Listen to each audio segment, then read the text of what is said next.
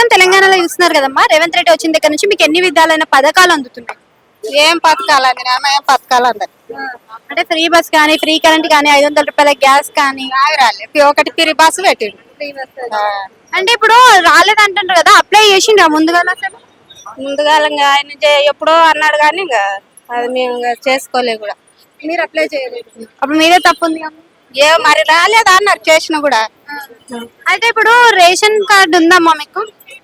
Ration card మీద 3 నెలల బియ్యం ముందుగానే ఇస్తుండు కదా, మరి మీరు సన్న బియ్యం వచ్చినాయా? 3 నెలల బియ్యం వచ్చినాయి.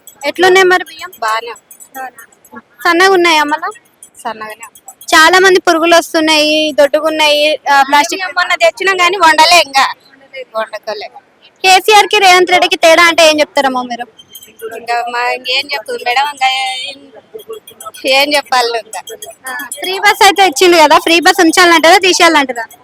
తీసేస్తేనే బాగు. ఎందుకట్లా?